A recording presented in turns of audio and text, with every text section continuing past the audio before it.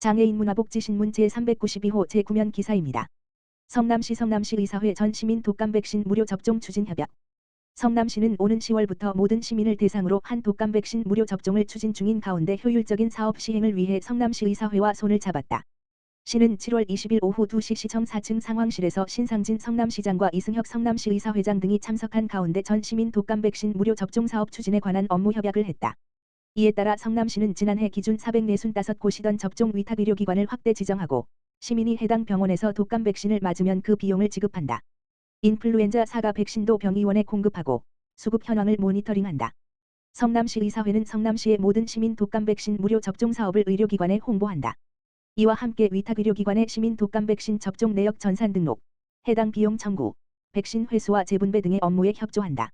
이번 협약은 독감 백신 무료 접종 대상이 총 92만 명으로 기존보다 3배가량 늘어나 일선 병원 현장에서 시민 접종을 원활하게 하려고 진행됐다. 모든 시민 독감 백신 무료 접종은 민선 8기 신상진 시장의 공약 사업으로 경기도 내 31개 시군 중 성남시가 처음 시행한다. 투입하는 사업비는 총 167억 원이다. 이번에 무료 접종 대상에 새로 포함된 이들은 14 물결표 쌓인 59세의 성남시민 61만 명이다.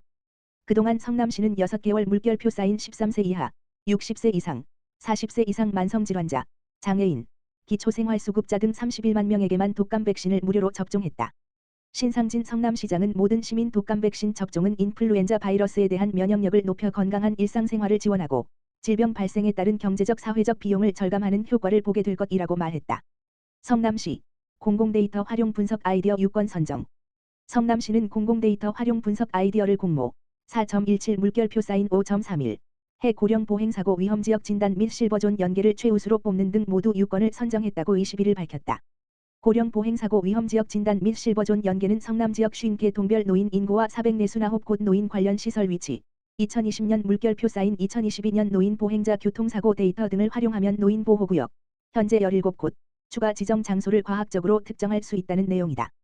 홍익대학교 도시공학과 학생 3명이 공동 제안한 이 아이디어는 성남시의 65세 이상 고령 인구, 전체 인구의 16.13%인 14만 8,688명의 안전을 보장하는 정책 제안으로 평가돼 최우수상 수상작으로 선정됐다.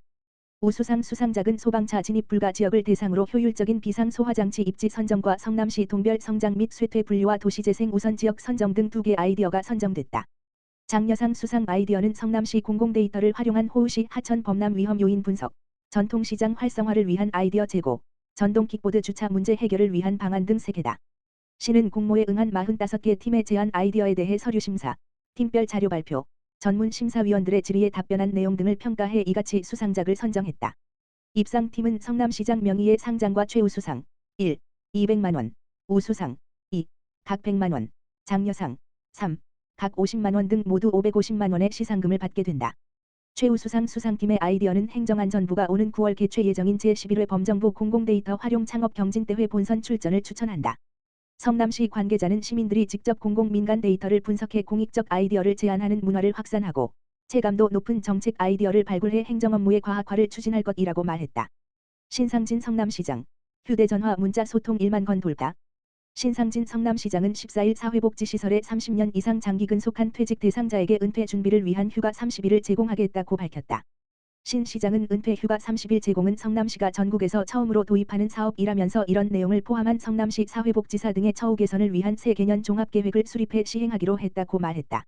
종합계획은 2025년 말까지 총 172억 7,800만 원을 투입해 성남지역 내 227곳 사회복지시설 종사자 1,691명을 대상으로 한 근무 환경, 교육훈련, 보수 수준, 지위 향상 등 4개 분야의 16개 사업을 추진한다는 내용이 담겼다.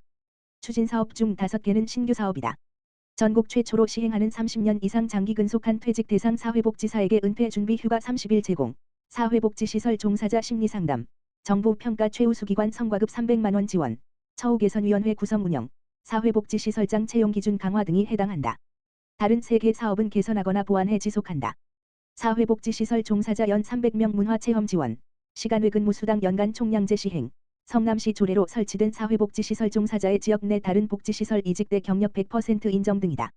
이외에 건강검진비 1인당 30만 원, 상해보험비 1인당 2만 원, 처우 개선비 월 5만 원 지원, 복리후생비, 기관별 5만 물결표 사인 13만 원, 지원사업 등은 계속 시행한다. 시는 성남시 사회복지사 등의 처우 개선위원회를 여러 차례 열어 전문가 의견을 수렴하고 성남시 사회복지사협회와 지속소통해 이번 종합계획을 수립했다. 신상진 성남시장은 처우 개선 사업을 지속 추진해 현장에서 근무하는 사회복지사들이 행복하게 일할 수 있는 여건을 만들겠다면서 이를 통해 시민들에게 제공하는 복지 서비스 질을 더 높이게 될 것이라고 말했다. 2023 성남 세계 태권도 한마당 나흘간 열전 마무리 국적 인종 초월. 성남시는 57개국 4,298명의 태권도 수련인이 참여한 2023 성남 세계 태권도 한마당 행사가 나흘간의 열전을 마무리하고 7월 24일 폐회했다고 밝혔다. 대회 기간 7.21 물결표 사인 24. 국적과 인종을 초월해 태권도로 하나 되는 축제의 장이 마련됐다. 참가자들은 격파와 창작 품새, 태권 체조 등 13개 종목 71개 부문에서 기량을 펼쳤다. 경기장은 태권도 수련인이 내지르는 기합 소리와 관중석의 응원 열기로 뜨거웠다.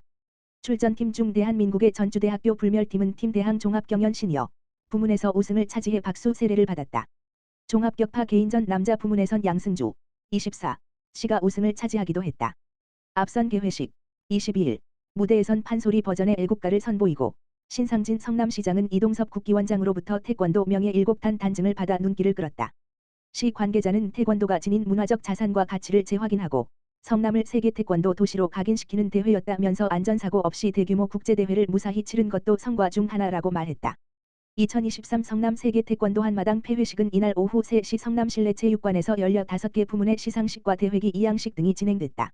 2024 세계 태권도 한마당은 경상북도 문경시에서 열린다. 성남시 갈현동 일대 조선 전기 왕실 원찰도 문화재 지정 추진. 성남시는 2023년 우수행정 및 정책 사례 선발대회에서 인력 접근을 최소화한 드론 활용 지하 시설물 새 차원 데이터 구축 사례로 대상을 받았다고 18일 밝혔다. 이 대회는 한국공공정책평가협회가 주관하는 행사로 중앙부처와 광역, 기초자치단체 등을 대상으로 공공부문의 경쟁력을 높인 정책과제와 성공 사례를 알리기 위해 2013년부터 개최하고 있다. 성남시의 사례는 사람이 밀폐된 공간에서 하는 지하 시설물 조사를 드론으로 대체해 자동화의 효율성과 안전성을 높이는 새 차원 공간정보 데이터를 구축했다는 평가를 받는다. 시는 최근 6개월간 산성대로, 둔촌대로 등 9구간의 지하 하수관로 조사 과정에 드론을 투입해 해당 데이터를 구축했다. 드론으로 촬영하는 영상과 라이다 측량은 사람이 직접 조사로 놓칠 수 있는 오류를 최소화해 정확성을 높이는 장점도 있다. 성남시는 지하 하수관로 중 점검이 시급한 구간과 노후 구간을 중심으로 새 차원 공간정보 데이터 구축 사업을 지속할 계획이다. 성남시의 우수행정 및 정책 사례는 한국공공정책평가협회가 연내 발간하는 우수 성공 사례집에 수록된다.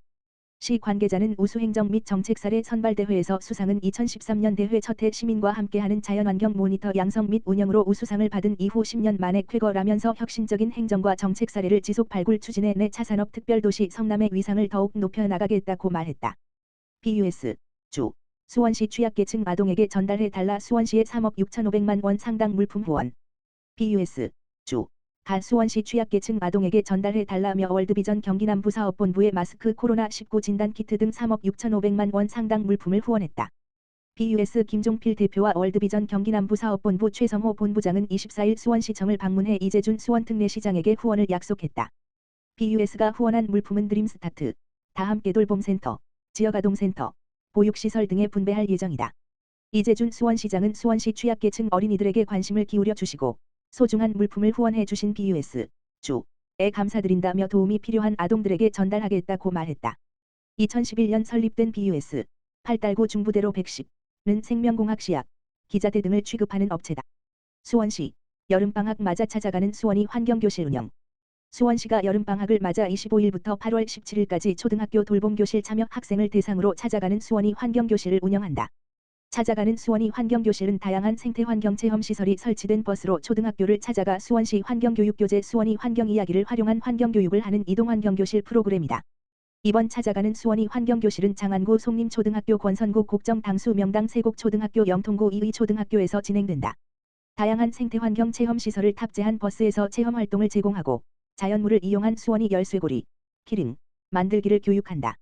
수원시 관계자는 여름방학을 맞아 방문 환경교육 기회가 적은 학생들을 대상으로 체험 위주의 질 높은 환경교육의 장을 제공하겠다며 학교 환경교육 활성화에 도움이 되길 바란다고 밝혔다.